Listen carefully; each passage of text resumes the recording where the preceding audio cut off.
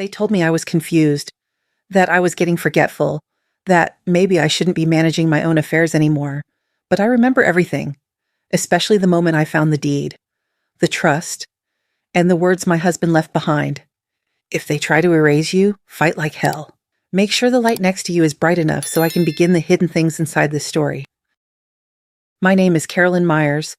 I'm 71 years old, and this year I set a Thanksgiving table for people who never planned to show up. It's been 10 months since my husband Thomas passed away in his sleep. 50 years of marriage gone, just like that. He always said he wanted to go quietly. No machines, no hospitals. And he got his wish. I just wasn't ready. The silence since has been suffocating, the kind of quiet that doesn't just sit beside you but seeps into your bones. I wake up some mornings and forget he's not in the kitchen waiting with coffee. Then I remember, and the remembering hurts worse than the forgetting. This Thanksgiving, I thought I could soften the edges of the grief. I made a plan. I'd host dinner. Nothing fancy, just family. Just Derek, my son, and Sierra, his wife. A small table, a warm meal, some laughter, some stories. Maybe for one night the house would feel full again. Maybe for one night I wouldn't feel like the leftover. I started cooking 3 days in advance. Brined the turkey overnight. Rubbed it with rosemary, thyme, garlic, and orange zest. Derek used to sneak spoonfuls of the pan drippings when he was a boy. Sweet potato casserole with brown sugar and marshmallows, crisped just enough. Fresh cranberry sauce, not the canned stuff Sierra always side-eyed. Green beans with caramelized onions. Buttermilk biscuits made from scratch. And the pie, pecan, Thomas's favorite. Even though he wouldn't be here to eat it, it didn't feel right without it. I brought out the ivory linen I saved for Christmas, ironed each crease, laid out the china with gold trim, crystal glasses, silverware polished until they gleamed. Every corner of that table whispered intention. 3 place settings. 1 for me, 1 for Derek, 1 for Sierra. I wore the red silk dress Thomas loved. He'd say it made me look like I still had fire in me. I curled my hair, put on Plum Whisper lipstick. The whole house smelled like cinnamon, roasted turkey, and memory. I even turned on the old record player Thomas rigged to still run. Nina Simone played. Her voice cracked on the edges like my heart. But it was something. It filled the quiet with something human. At 5:45, I lit the candles. At 6, when I pulled the pie from the oven. At 6:15, I poured the tea. And at 6:30, I checked my phone. One message. Hey, Mom, sorry for the late notice. We decided to have dinner at Sierra's mom's place. Hope that's okay. Talk soon. I read it 3 times, hoping it would change between blinks, that there would be another message, a voice memo, a joke, an apology, but it stayed there. Just those words, just that silence between the lines. No call, no, we love you. No, we'll stop by tomorrow. Just absence. I stood there in a house I had made feel warm, with food I had cooked by heart, and realized I had been preparing for a reunion that only existed in my own mind. I sat at the head of the table because it was the only seat that didn't face the pain directly. I tried to eat. One bite, it tasted like ash. The cranberry sauce sat untouched. So did the seat across from me. So did I. I looked around the room and realized something. They hadn't forgotten me. That would have hurt less. They planned around me, like I was an errand to avoid. A phone call they could delay. A table they didn't want to sit at. And somewhere between the flickering candlelight and the faint warble of Nina Simone, it sank in deep. I wasn't part of their table anymore. I was an afterthought they no longer needed. I left the dishes out for hours. The wax dripped until the candles were nothing but burnt nubs. The pie cooled completely, untouched. The linen tablecloth had a faint grease stain from the gravy boat, and I didn't care. I didn't have the energy to pretend I was hosting anymore. I wandered from room to room like a stranger in my own home. Past the framed photos, Derek at graduation, Thomas holding him with pride so obvious it nearly burst through the glass. A family once, whole, solid. I stood in the hallway and touched Thomas's jacket still hanging on the coat rack. I hadn't moved it, couldn't. His scent was almost gone now, but some part of me believed if I left it long enough, he might walk back through the door and reach for it again. At 9 p.m., I poured myself a glass of wine. Not the good kind, just something to fill the glass. I sat on the couch and stared at the table. Still set, Still perfect, still abandoned. I turned off the music. The silence came back like an old enemy. I thought of calling them, not to yell, not to beg, just to say, I miss you. But I didn't, because they already knew. They knew I was waiting, and they still chose not to come.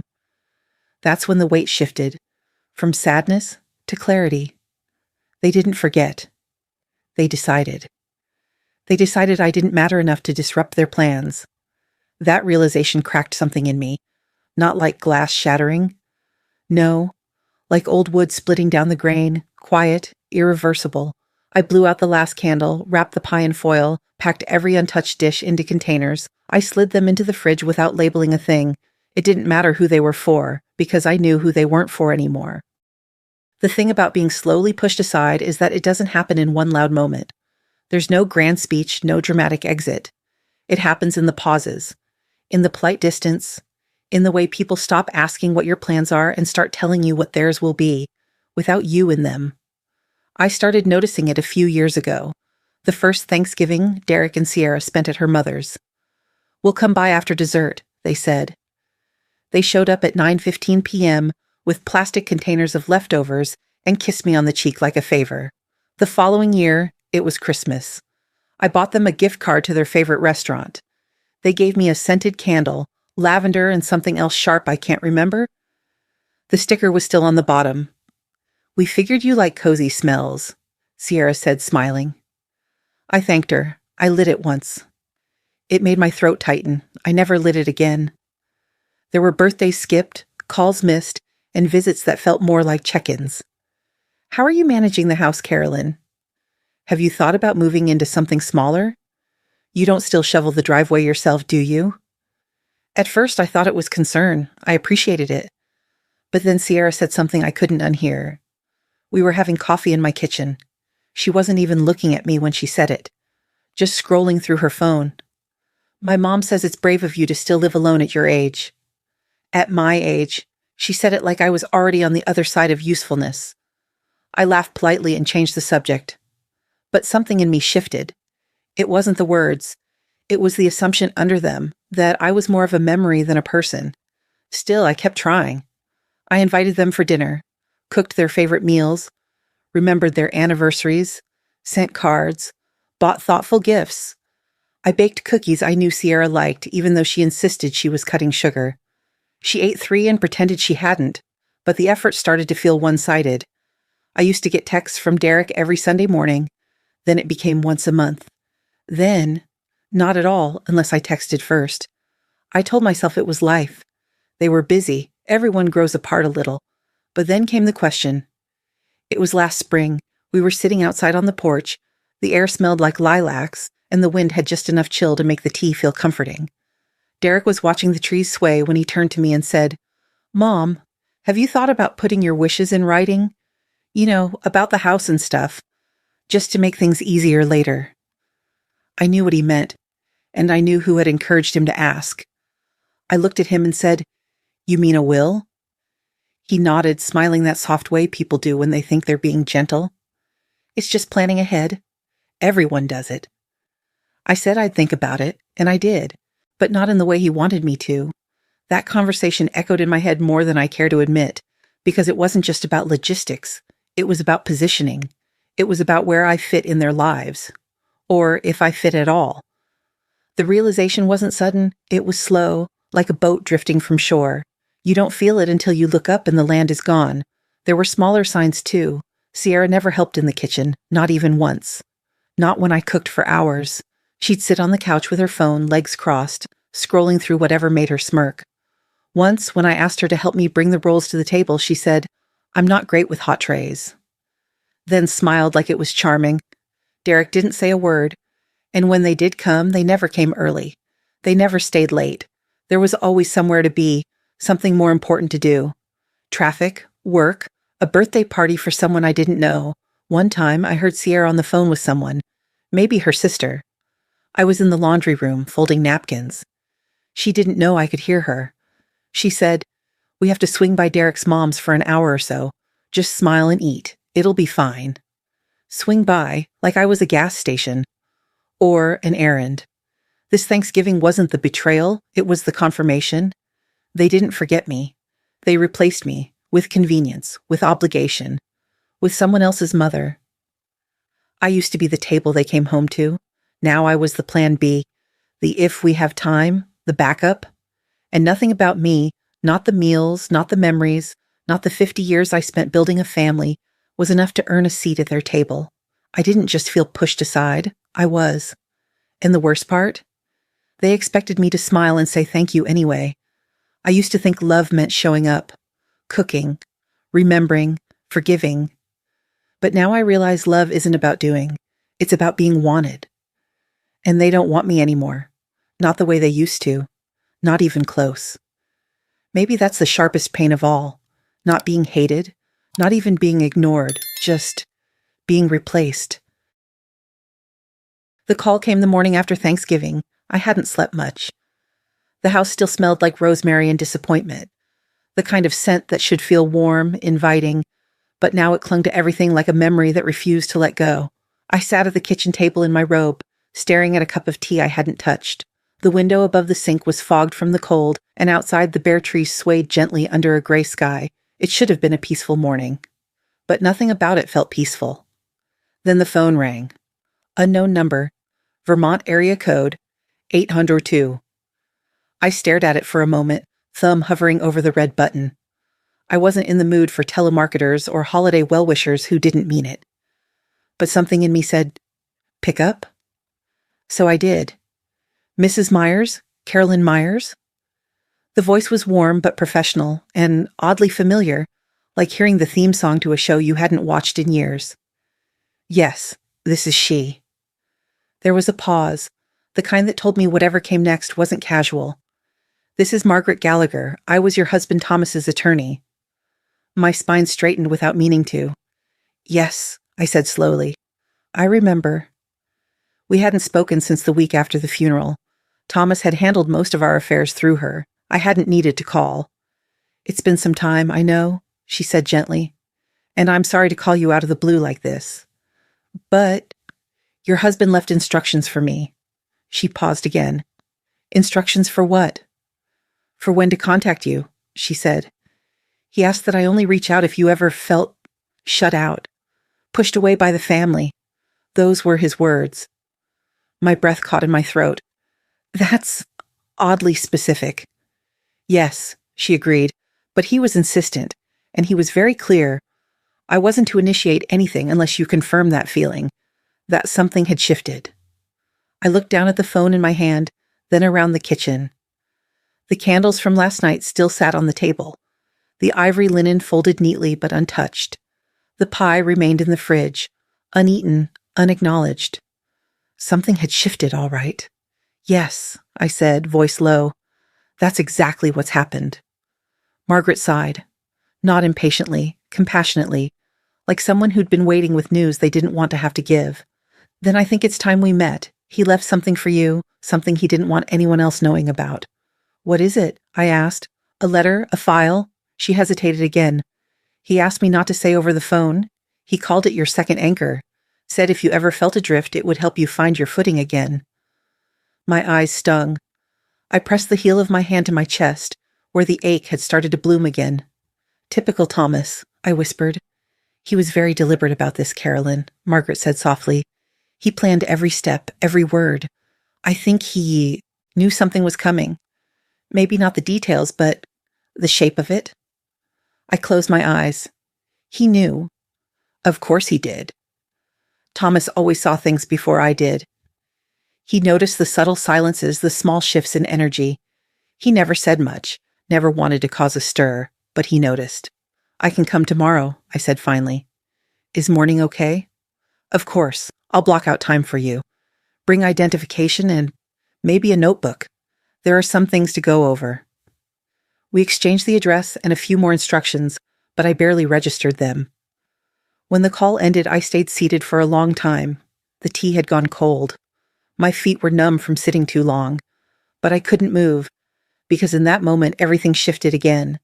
Thomas had seen this coming. Not the specific betrayal, not the missed dinner or the empty chairs, but the slow unraveling of what we built. He'd seen the distance forming, the weight I was carrying, the way I smiled even when my heart sank. And he'd done something about it. He'd left me something, not just a memory, a plan, a second anchor. The door I had stood at for years had finally closed, but now I had a key, and tomorrow I was going to find out what it opened. The morning was thick with mist as I approached the old brick building that housed Gallagher and Associates. A carved wooden plaque beside the entrance read S. 1974, and I wondered how many other widows had crossed this threshold, not knowing what they were about to discover. Margaret Gallagher met me at the door herself, her expression a blend of gentleness and solemnity. She hadn't changed much since the funeral, a tall woman in her late 60s with kind eyes, silver-streaked hair pulled into a twist, and a voice that felt like warm wool. "Carolyn," she said softly, guiding me inside. "Come in, let's sit." We stepped into a sunlit office lined with old books and framed diplomas. She gestured toward the chair across from her and sat behind her oak desk, which bore only a desk lamp, a small stack of files, and a single manila envelope. She didn't reach for the envelope right away. Instead, she looked at me carefully, like she needed to be sure I was ready. "Your husband left specific instructions," she began. "I wasn't to contact you unless you felt removed, cut off, like your place in the family had shifted without your consent."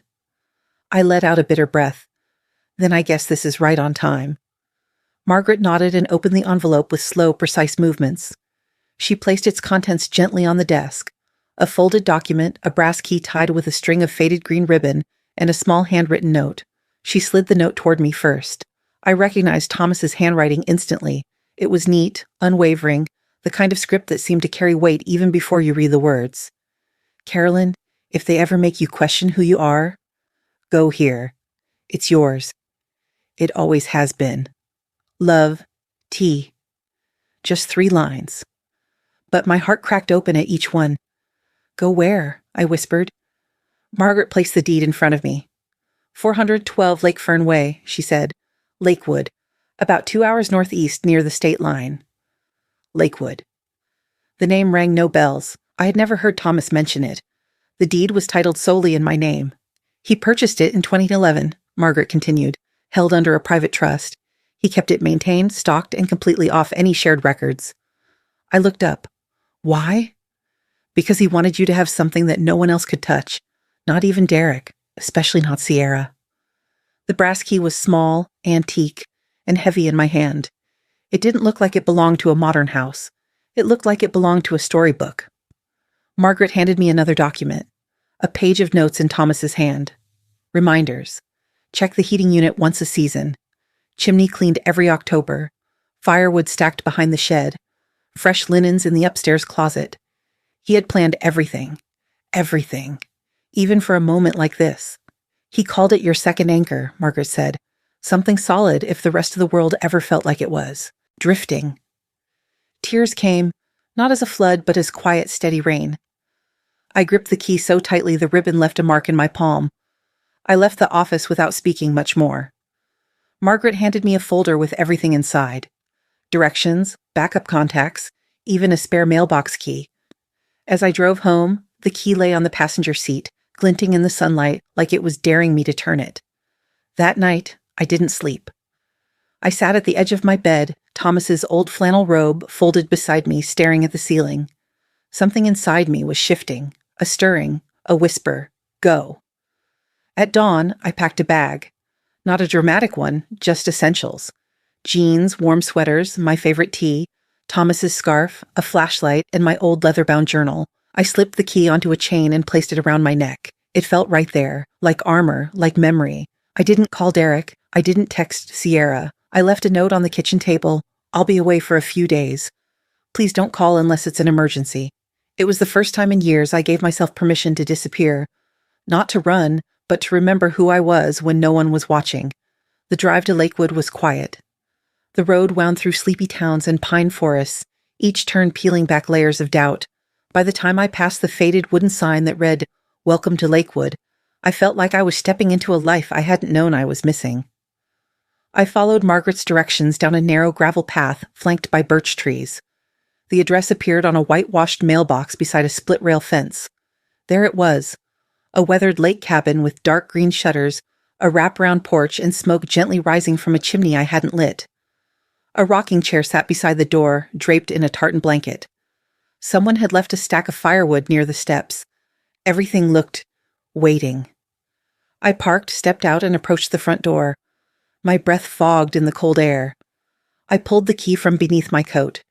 It slid into the lock perfectly. As the door creaked open, warmth greeted me. Not just heat, but something deeper, familiar, lived in, loved. The scent of cedar and cinnamon hung in the air.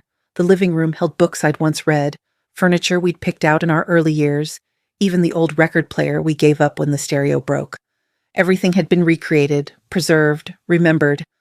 It wasn't a second house, it was a second home, and Thomas had built it for the version of me the world had forgotten. And now, I was ready to meet her again. The key turned with a soft click, and as I pushed open the cabin door, it felt like stepping into a breath I hadn't taken in years. The air was warm, still faintly laced with the scent of cedar and something older, something like memory. Inside, the space was modest but intimate. A small entry rug worn smooth at the corners welcomed my feet. Just beyond, the living room opened up, and my breath caught. The first thing I saw was our wedding photo, framed in walnut, sitting on the mantel above the stone fireplace.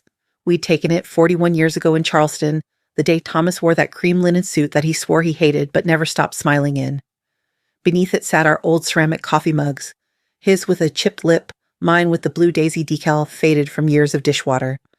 Between them, an old transistor radio perched on a shelf, already humming a faint melody. Jazz, Chet Baker, if I wasn't mistaken. The kind of music Thomas used to play every Sunday morning while making pancakes. Everywhere I turned, the cabin whispered pieces of us. There was the hand-stitched throw blanket I'd made during our first winter together, draped over the arm of the couch. The same floral curtains from our Asheville kitchen now hung in the windows here, catching the morning light. Even the bookshelf held volumes I thought long gone. Dog-eared poetry anthologies, mystery novels Thomas loved, a copy of my mother's handwritten cookbook. It was eerie and beautiful. None of this was decorative. It was personal, intentional, as if the house had been waiting for me. I moved slowly, reverently, fingers grazing familiar textures, wood, wool, paper. On the dining table, a place was set. Just one setting, a china plate, a linen napkin folded with quiet care, a wine glass turned slightly to the left the way Thomas always positioned his. Next to the plate sat a note written in the same looping hand I'd held in mine for decades. If they ever make you forget how deeply you are loved, look around. I sank into the chair, overwhelmed. How long had he planned this? How long had he known I might need reminding? On the fireplace mantel, tucked behind the frame of our anniversary photo, I noticed a small brass key. This one was even older than the cabin key, delicate with a floral pattern at the bow. Taped to it was another note. Attic. I found the pull cord in the hallway ceiling. The stairs creaked under my weight as I climbed into the dim loft space. Dust floated in sunbeams cutting through a single round window. In the corner, a metal tin box rested atop an antique cedar chest. My hands trembled as I opened it. Inside were leather-bound journals, 5 of them, each labeled with a date. The first began 3 years before Thomas passed. The top entry read, "She doesn't see it yet, but they've begun to edge her out." Slowly, with excuses and distractions. It's quiet, but it's deliberate. If I'm not here, when she finally notices, I need her to know I did. My knees buckled and I sat on the floor, tin box cradled in my lap. The pages were filled with his thoughts, observations, love notes, and plans. Some entries detailed our daily life. Others were watchful, cautious, like he was documenting something unraveling. And in between, he left me messages, some tender, others fiercely protective. You've always held this family together. When they forget, this place will remember. I spent hours up there, curled beside the journals, reading until the sun dipped low outside. I laughed, I wept, I spoke aloud to him as if he were in the room. When I came back down, the cabin no longer felt quiet. It felt full. This wasn't a retreat. It was a restoration. Thomas hadn't just preserved our memories. He had laid out a trail of breadcrumbs back to myself. That night, I lit a fire in the hearth. The radio still played jazz, and I danced slowly, barefoot on the wood floor, like we used to. I poured a glass of wine, raised it toward the portrait above the mantel. To the man who knew I might forget my worth, and who made sure I'd remember, the cabin wasn't just his parting gift, it was a map back to me. The attic smelled of cedar and thyme. Dust motes floated like slow dancers in the light shafting through the round window. I climbed the narrow stairs with hesitation, the old floorboards creaking beneath each step, as though they remembered every footfall Thomas had ever made. At the top, tucked behind a stack of winter quilts and a box labeled Carolyn's Scarves, was an old blue tin box with brass corners. It looked unassuming, something you might pass over if you weren't looking for it. But I knew. This was what he wanted me to find. I carried it down carefully, my fingers trembling slightly. On the lid, Thomas had taped a small label in his handwriting. "Start here." I opened it. Inside were pages folded into thirds, some handwritten, others typed. There were old envelopes, bank receipts, notes clipped together by year, and a leather-bound journal, the same kind Thomas used to write in during our early years of marriage. I hadn't seen one of those in decades. The first page held a letter, dated 5 years before he passed. If you're reading this, Carolyn, then it means the people we raised forgot how to treat the person who raised them. It means I'm not there to shield you from the sting of that, but I can still protect you. Let me. I sat down in the armchair near the fireplace, the box on my lap. Each page held a revelation. Thomas had documented everything, meticulously, almost obsessively. A timeline. In 2014, Derek asked him for $20,000 to start a real estate firm. Thomas gave it, gifted, not loaned. In 2016, Derek came back, this time with Sierra, asking for $50,000. Thomas declined. They left in a huff. In 2018, a check was cashed for $15,000 from our joint account. I don't remember signing anything. Thomas wrote, "I had the signature examined. It wasn't yours. It was Sierra's, skilled forgery, but forgery all the same." I pressed my hand against my chest. The betrayal felt fresh, though the ink had dried long ago. More pages, emails printed out, phrases underlined. "We just want what's best for Mom. It would be easier if assets were consolidated.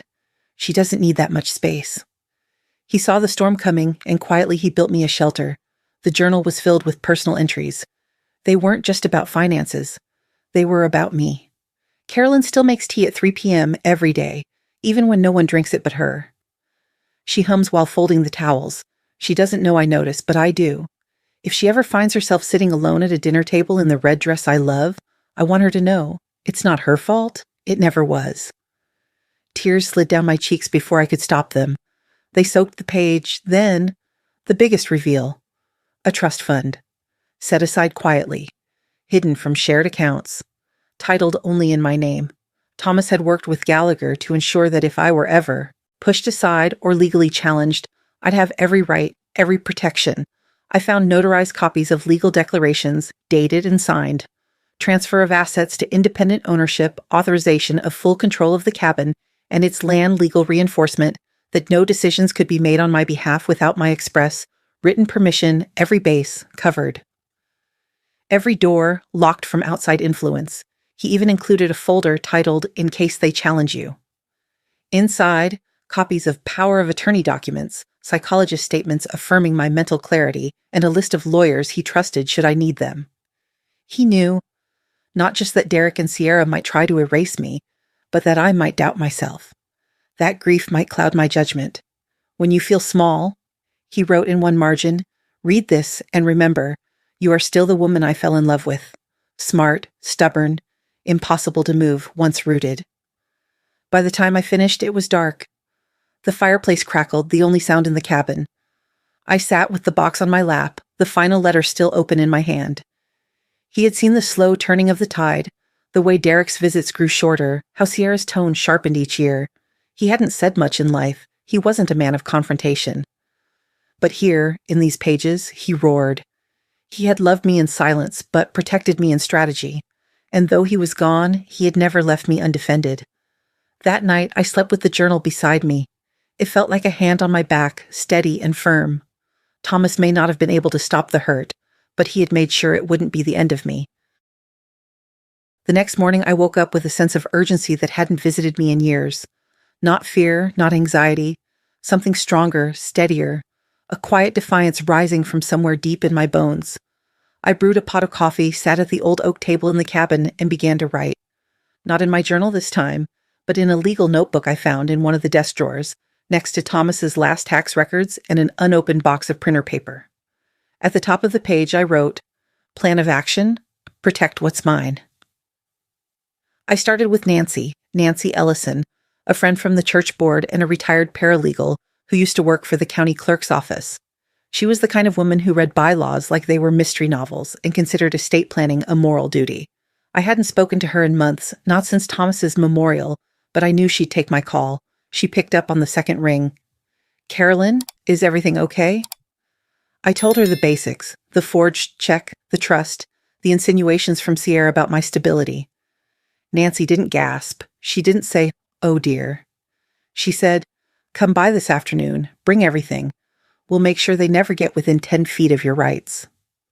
By noon, I had a file folder packed with the deed to the cabin, the key around my neck, copies of Thomas's letters, screenshots of text messages, a photo of the check with my forged signature, the trust documents from Mr. Benton. But that wasn't all.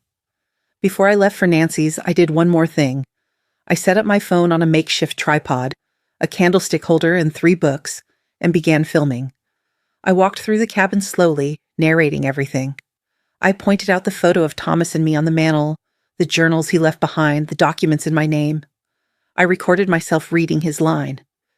"If you ever find yourself sitting at our table alone, wearing that red dress, waiting for someone who doesn't show, know that I saw it coming." Then I looked into the camera. "I'm not confused. I'm not unstable. I'm not fading. I'm just finished pretending that silence is love. And from this day forward, I won't let anyone rewrite my story." I sent the video to Nancy's private email and saved a copy in the cloud. When I arrived at her house, Nancy was already waiting in her den, a printer humming behind her and a cup of tea in each hand. "Start from the beginning," she said, handing me one. We spent 3 hours drafting a formal declaration of legal capacity. It included recent medical checkups, statements of financial independence, character references from 2 of my old colleagues, and a notarized statement I signed under video supervision. We included copies of Thomas's journal entries and trust formation. Nancy drafted a preemptive injunction notice.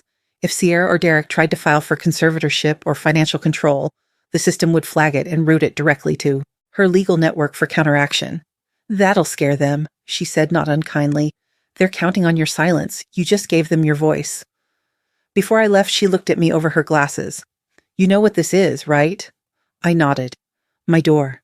You're not asking for permission to own your life anymore. You're declaring it." On the way back to Lakewood, the sky had turned a soft, dusty lavender. I stopped by the post office to send the legal packet to Mr. Benton and dropped another certified envelope addressed to Derek and Sierra. It didn't contain threats. It contained facts, boundaries, proof. They would understand exactly what I now knew. I wasn't the mother waiting by the window anymore. I was the woman rebuilding her threshold board by board, lock by lock, with truth as her hammer, and I was just getting started. It happened on a Wednesday, the kind of day where the mist clings longer than it should, and the lake lies flat and silent like a held breath. I had just finished folding the last of the fresh linens, cotton, sun-dried, crisp with the faint scent of cedar and lavender, when I heard it. The crunch of tires on gravel. It was a sound I knew too well. Not just because the cabin was remote enough that any visitor could be heard long before seen, but because I had memorized that specific sound. Derek's Lexus, a vehicle too sleek for these roads. Out of place. Just like its occupants. I peered through the curtain. There they were. Derek stepped out first, adjusting his collar like he was arriving at a business meeting, not his mother's refuge. Sierra followed, heels sinking slightly into the soft earth, face obscured behind oversized sunglasses. She wore a camel-colored wool coat, her hair perfectly smooth, lips a cold shade of mauve. She looked like she had come to win something, not to reconcile. I didn't rush. I walked slowly down the stairs, each footstep echoing on the old wood. I paused at the door, placed a hand on the knob, breathed in once, and opened it. "Mom," Derek called, waving like we hadn't just spent Thanksgiving estranged. "Carolyn," Sierra added, her tone light, as if my name was a question she already had the answer to. "Surprised to see you here," I said, my voice even. "We were in the area," Derek said. I raised an eyebrow. 2 hours out of the way?" He smiled sheepishly. "Thought we'd drop by. Check on you. Heard you were staying here." "From whom?" I asked. Sierra stepped forward. "It doesn't matter. We just wanted to reconnect." She scanned the porch, eyes darting over the rocking chair, the potted herbs, the wind chime Thomas had hung the summer he found peace in gardening. "This place is quaint," she said. "I never knew he had it." "He didn't mention it to many," I replied. "It was private." Derek cleared his throat. "Actually, we were wondering if you've had a chance to go through Dad's accounts. There might be some documents we missed. His pension, some investment paperwork." "There it is," I said. They froze. "What?" Derek asked. "The reason you're really here." Sierra's lips pressed into a thin line. "You didn't come for me. You came for what you think I have, or what you hope I don't know about." "That's not true," Derek said. "We're trying to be responsible." I took a step closer. Responsible would have been showing up to dinner, not sending a text. Responsible would have been asking how I'm doing instead of circling like buzzards over a still warm name. "Carolyn, please, don't." I let the silence stretch between us. I wanted them to feel the weight of it, the same weight I had carried for months, for years. "I know about the check," I said. "The forged signature, the $15,000. Sierra." She stiffened. Her sunglasses hid her eyes, but not the twitch in her jaw. "I know about the trust, the account Thomas protected, the lawyer he hired to safeguard what was left of his dignity and mine." Derek paled. "You were hoping I'd never find out. Or if I did, you'd swoop in, smooth things over with smiles and half-truths." He opened his mouth. I raised my hand. "No, you don't get to speak until I'm done." I stepped off the porch, my boots crunching the gravel beneath me. The wind picked up slightly, rustling the trees behind the cabin. "You mistook my grief for confusion, my silence for consent, my love for weakness." "Mom, I'm not your mother today. Today I am the executor of a man's last wishes, the protector of a legacy you tried to rewrite."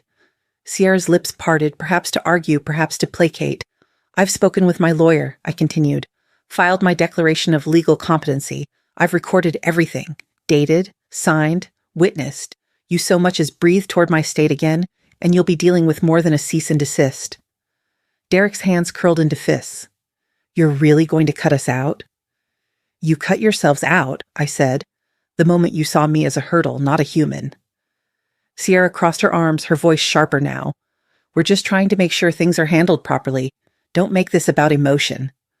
I laughed then. Not bitterly, not cruelly, just tired. "Everything is about emotion, Sierra. Love, betrayal, trust. You want cold numbers? Fine. But don't pretend you're above what you've done."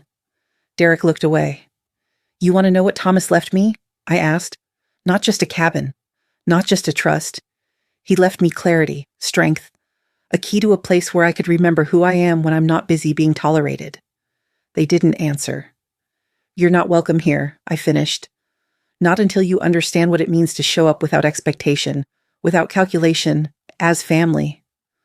They stared at me, caught between anger and disbelief. I turned my back. I walked to the door, stepped inside, and closed it behind me. I didn't slam it. I didn't cry. I locked it with calm hands. Then I sat by the window, watched their car reverse slowly down the gravel drive, and felt the peace settle in my chest like warm sunlight. Not because they were gone, but because for once I had stayed. It was Nancy who saw it first. She called me early Tuesday morning, voice sharp, clipped with urgency, like a fire alarm that hadn't quite gone off yet, but would any minute. "They're filing, Carolyn, not in your county, Franklin County. Out east, 3 hours away. Rural. Less paperwork. Fewer questions." "Filing what?" I asked, though I already knew. "Guardianship." The word dropped like a stone into my chest. Not probate, not mediation. Guardianship. They were trying to have me declared incompetent, unfit, powerless. Nancy didn't pause. "Emergency petition. Claiming you're mentally unstable, financially vulnerable. They've cited your isolation in Lakewood as proof. And Sierra's father has signed an affidavit claiming you made irrational phone calls. It's coordinated." I sat down hard on the edge of the bed. Outside the cabin window, the lake was covered in fog, so thick it looked like smoke. "They're not just coming for the cabin," I whispered. "They're coming for me." Nancy's voice softened, but they didn't plan on me seeing it. Within hours, we turned the cabin into a command center. Nancy showed up in leggings and a puffer coat, her old paralegal briefcase in hand, and an iPad tucked beneath her arm. I cleared the dining table. She spread out folders, tabs, labels. We respond fast. We respond big. She wasn't kidding. First, we drafted a legal response, complete with a declaration of mental and legal capacity, but not just a form, no. Nancy was too smart for that. We'll give them everything they don't expect, she said. Certainty, credibility, and witnesses. The first statement came from Pastor Graham, my pastor for over 30 years. He wrote, "Carolyn Myers is a pillar of our community. She volunteers, organizes, and counsels other grieving members. At no time have I observed any behavior to suggest mental decline." Second was Dr. Ruth Langley, a licensed clinical psychologist who oversaw the church's senior wellness program. I had been speaking with her informally ever since Thomas passed. Her letter was clinical, airtight. Patient is alert, cognitively stable, and demonstrates high executive function. There is no evidence to support any claim of diminished capacity. Nancy smiled. They want to question your mind? We'll show them your memory is sharper than their intentions. But we didn't stop there. We added the cabin footage, me walking through the rooms, calmly identifying items Thomas left behind. Then the clip of me reading his final letter aloud, clearly with composure. And then, the most powerful piece of all, the recording Thomas made before his death. He sat in the very living room I now used for reflection. His face was tired, yes, but his eyes, oh, they were full of life. If you're seeing this, something has gone sideways. But let me be clear. Carolyn is not weak. She is not confused. If anything, she sees clearer than anyone else in our family. That's why I entrusted this place, this plan, to her. Nancy pressed pause. That's your hammer. Next came the forged check. We highlighted the mismatched signature, compared it with known samples of mine. We included a side-by-side image file in the filing. We timestamped every transfer Derek and Sierra had made under the guise of family maintenance. They weren't just stealing. They were rewriting me out of my own story. Nancy set up a Dropbox with password protection and emailed the link to Margaret Gallagher and a lawyer friend from her paralegal days in Franklin County, Susan Karp, known for biting back a conservatorship fraud. Then came the petition. The cover page read, "Petition to dismiss emergency guardianship filing and assert full legal capacity of Carolyn J. Myers." The supporting documents ran 42 pages. I signed the last one slowly, deliberately. The pen didn't shake in my hand, my eyes didn't blur. It was a signature of defiance. As we uploaded the files into the county system, Nancy leaned back in her chair. "You just took back your name." "No," I said, "I never lost it. I just stopped letting them use it." Later that night, I sat on the porch of the cabin, the air brisk, the sky above filled with stars unfiltered by city lights. I listened to the wind moving through the pines, the faint ripple of water hitting the shore. I wasn't scared. I was ready. They thought I was just a mother, but I was a witness. A wife. A woman with a paper trail, a voice, and a righteous fury stitched into every page. This was no longer just about preserving a home. It was about declaring for the record that I am Carolyn Myers, and I will never be removed from my own story again. The invitation was simple, handwritten on thick cardstock from the corner store, no calligraphy or gold foil, just clean loops of blue ink and the faint scent of lavender from the drawer where I kept my old stationery. Thanksgiving at the Lakewood cabin. Thursday, 2 p.m., come as you are. Bring a dish, bring a memory, leave space for something new. I slipped them into mailboxes, handed them out at church, gave 3 to Nancy, who worked part-time at a community center mentoring kids from tough homes. 1 for you, and 2 for whoever needs a warm seat, I told her. She smiled and tucked them into her coat pocket like something sacred. I knocked on Martha's door in person, my old poetry teacher. Widowed, sharp as ever, and quietly lonely. "Come read something," I said. "I'll make tea." She didn't ask what kind. She just nodded. "And Lucia?" I caught her after service. Cuban-born, fast-talking, and full of laughter that shook her gold earrings. "I don't know if I can make it," she said at first. "My knees, you know. Then sit and let us serve you." She raised an eyebrow. "Only if I get to bring my arroz con pollo, real Cuban rice, and wine." "Deal," I said. Thanksgiving morning was cold but kind, the kind of chill that nips your nose but makes the kitchen feel like sanctuary. I wore Thomas's old flannel over a dress I hadn't worn in years, a cranberry red that made me feel like I'd stepped back into myself. The turkey was in the oven by 10. By 11, sweet potatoes were simmering. I sang quietly to the jazz record spinning in the corner, Ella Fitzgerald this time, soft and velvet. At noon, the knock came. Nancy and Jared. He was 13, long limbs and shy eyes. He handed me a rolled piece of sketch paper. "It's, for your wall," he said. When I unrolled it, I nearly dropped my tea. The cabin in charcoal pencil. Shaded perfectly. Light from the windows, a curl of smoke from the chimney, and on the front porch the words "Home for All" written in tiny script. I touched the corner like it was glass. "Thank you," I whispered. "It's perfect." By 2:30 the place buzzed. Boots lined the porch, dishes filled the counter. Lucia arrived in a cloud of perfume, cradling a pot so heavy it made the table groan. "Arroz con pollo," she declared. "Feeds 10, or 5 with seconds." By 3, chairs had to be pulled from bedrooms. Someone brought lawn furniture inside. The couch became a bench.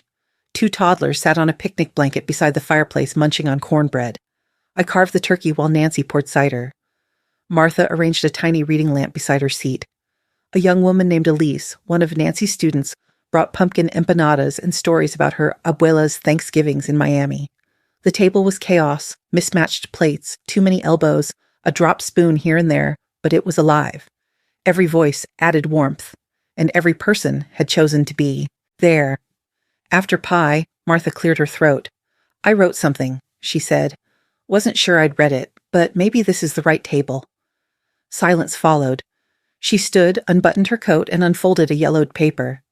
"This isn't a poem about turkey, nor silverware placed just right. It's about the tables we build from scratch, when the ones we knew shut out the light. It's about calling strangers family because they dared to stay, about pouring gravy on second chances, and carving bitterness away. It's about a woman who lit the candles, though no one promised to come, and how love still found its seat, even when blood did not."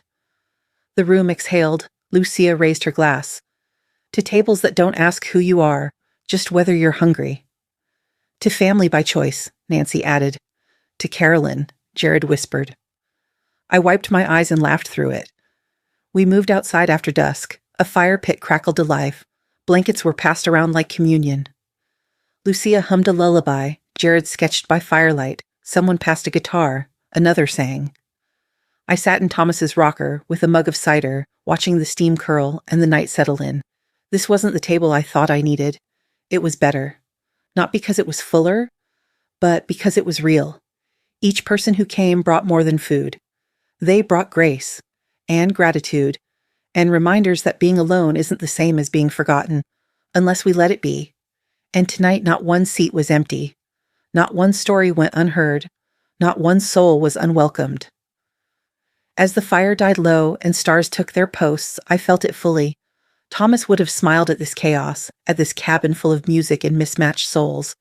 He'd have held my hand and said, "You see, love always finds a way back." And he'd have been right. This was no longer just a cabin. It was a promise kept. And from this table forward, I wasn't waiting. I was welcoming. I looked up at the sky, smiled through the chill, and whispered, "Thank you for showing up." Because every soul here had. And in doing so, they gave me back a piece of myself I thought I'd lost. Family isn't who you invite. It's who pulls up a chair and stays. And tonight, everyone stayed. It arrived 2 days after Thanksgiving. A plain white envelope, no return address, just my name written in Derek's sharp, hurried scrawl. The postmark was local, Lakewood, which meant he'd mailed it from the same town I was in, maybe even while I was carving turkey or refilling cider mugs. The irony made me pause. We had been no more than 10 miles apart. The paper was slightly creased, like it had been shoved into a coat pocket before reaching the mailbox. No perfume, no sign of Sierra's handwriting, just Derek's. Inside, a greeting card. Not handmade, not personal. One of those generic autumn cards with an embossed tree shedding gold and rust-colored leaves. The kind that sits quietly in a rack, waiting to be picked by someone unsure of what they want to say. The printed message inside read, "Wishing you warmth and peace this season." Underneath, in Derek's handwriting, "Hope you're well." That was it. No signature, no apology, no reference to the cabin or Thanksgiving or what had happened between us. Not a word about the guardianship petition, Sierra's betrayal, or the lies they'd built around my grief. Just 3 words. Hope you're well. I stared at it for a while. Let the silence of the cabin wrap around me. I thought I might cry, or laugh, or crumble just a little. But I didn't. Instead, I walked the card over to the drawer by the stove, the one with loose twist ties, backup batteries, and a faded grocery list that hadn't been thrown out. I placed the card in carefully between an unused checkbook and a birthday candle shaped like the number 5. Then I closed the drawer, and something in me settled. Not with anger, not even with disappointment, just closure. Outside, the wind rustled through the bare birch trees. The lake shimmered in the distance, quiet and unmoved. Inside, the scent of cinnamon and pine lingered from the night before. The dining table still held remnants of the feast, crumbs near the candle, a single wine glass forgotten by the window. The photo of Jared's sketch hung framed on the wall. The cabin in charcoal, shaded and alive, the words "Home for All" scrawled underneath. I walked to the table and placed my hand on the wood. It was warm still from the sun. I closed my eyes. I had once believed that healing would come with someone else's return. A phone call, a knock at the door, a voice saying, "I'm sorry, I was wrong." But it hadn't. It had come from setting one more place at the table, from carving the turkey while jazz played in the corner, from Lucia's stories, Nancy's laughter, Martha's poem, Jared's drawing. It had come from choosing to host joy, even in the absence of understanding. Later that evening, I made a cup of peppermint tea, wrapped myself in Thomas's robe, and turned on the old record player. Bing Crosby crooned softly through the static. I sank into the armchair by the fireplace, pulled my knees to my chest, and let the quiet hold me, not as a void, but as a presence. I pulled out my journal, the one I hadn't touched in months, and I wrote. He sent a card, just 3 words. But I'm still here, whole, unshaken, maybe stronger. Love doesn't always come in returns. Sometimes it comes in resilience. I closed the journal and placed it beside me. The candle flickered low. Outside, the stars began their slow climb above the lake. And for the first time in years, I didn't wish anyone back. Not Derek, not Sierra. Because my story no longer needed their redemption to be complete. It had rewritten itself. And in this rewritten version, I was no longer the woman sitting beside a cold plate, hoping someone would ring the doorbell. I was the woman who built a new table, who sent out invitations, who said, "Come as you are," and meant it. I took a final sip of tea, stood, and turned out the lights. There was peace in the quiet, and in the drawer by the stove, the card slept quietly with the birthday candles and batteries. A whisper from a past that no longer owned me, and that was more than enough. The last page of Thomas's journal didn't have a date. There was no heading, no signature, just 3 lines in the steady, careful handwriting I knew like my own breath. If they choose to walk away, let them. You are still here. You are still worthy. I read it once, then twice, then a 3rd time, just to let the weight of it settle in. It wasn't just a note, it was a benediction. Outside, the late autumn sun spilled golden light across the porch. The lake shimmered like melted copper, and a gentle breeze tugged at the last of the maple leaves, sending them spiraling across the steps. I sat in Thomas's rocker, wrapped in a wool shawl, the journal in my lap, and a half-full glass of red wine in my hand. There were no sounds but the soft creak of wood beneath me and the quiet rhythm of my own breathing. Behind me, the cabin was still, but not empty. The warmth of Thanksgiving lingered in every corner, the faint scent of cinnamon from the morning's baked apples, the stack of mismatched plates drying by the sink, the echo of Lucia's laughter still caught in the kitchen tiles. I had spent years setting tables for people who didn't show up, years hoping that if I roasted the ham just right, if I folded the napkins in perfect triangles, if I wore the dress Thomas once called lovely, maybe Derek and Sierra would come through the door with real hugs instead of excuses. But this year was different. This year, I didn't cook for ghosts. I cooked for voices that laughed from their bellies, for hands that helped wash dishes without being asked, for feet that scuffed up the floor because they didn't want to leave. I cooked for presence, not obligation, and it filled something in me I hadn't even realized was still hollow. Thomas had seen all of this before I did. Each page of that journal was a breadcrumb, not just memories, but messages, a map to follow when the world turned cold. And now, at the very end, he left me the most important truth of all. that I didn't need anyone's permission to feel whole. I looked out over the lake, the trees reflected like paintings on water. In the distance, I could hear the faint clink of wind chimes from the neighbor's porch. I took another sip of wine, letting the warmth settle low in my chest. I didn't cry, not because I wasn't moved, but because I didn't need tears to prove I'd healed. I simply breathed in and breathed out. The journal, now closed, rested beneath my hand like an old friend. I would shelve it later, next to our wedding album and Thomas's battered copy of East of Eden. But for now, I just held it. Let it be. Inside the cabin, the lamp cast a soft amber glow on the wooden floor. Jared's painting, Home for All, was propped on the mantel. Nancy's extra pie sat on the counter, and the mug with Thomas's chipped rim waited patiently for morning. All of it said the same thing. You are not alone. And for once, I believed it. Derek had sent a card, no return address, no apology, just a plain cream envelope with one line in stiff handwriting. Hope you're well. Derek and Sierra. I didn't cry then either. I didn't rage or reread it looking for hidden meaning. I simply opened the drawer of the old writing desk and tucked the card inside.